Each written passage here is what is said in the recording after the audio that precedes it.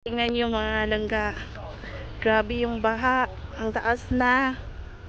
Ayan oh. Umaakyat na dito sa nursery. Oh my God.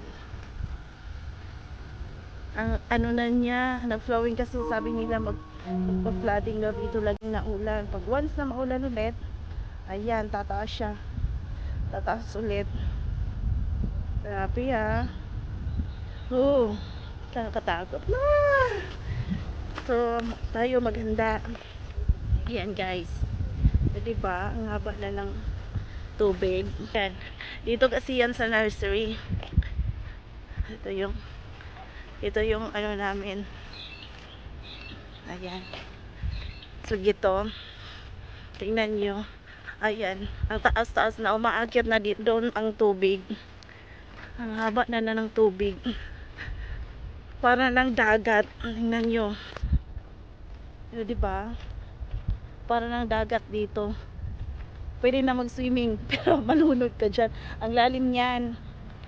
Tingnan nyo, oh. Ayan, guys.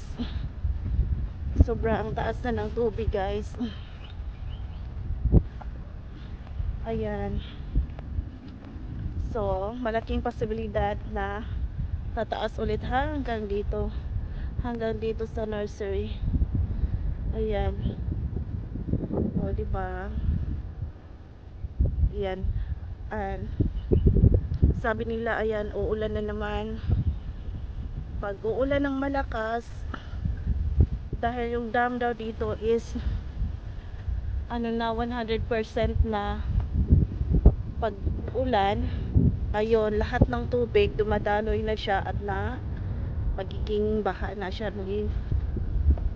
Ayan, so yan, dito yan sa nursery, tumataas lalo yung tubig. Kahit hindi siya naulan dito na area, sa ibang lugar na ulan, ayan, dito siya dumadalo yung tubig kasi ito yung malaking river. Kahit ano, ayan siya guys, oh. Diba? So ingat-ingat na lang mga langga, lalo na dito sa New South Wales, Australia. Sabi kasi nila is malaking posibilidad na magbabaha talaga.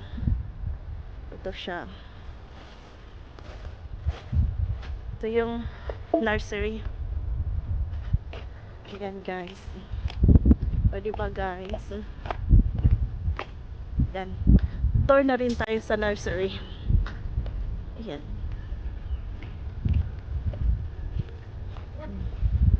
Ayan. Oh, may kalamansi. Tumba pa yung kalamansi.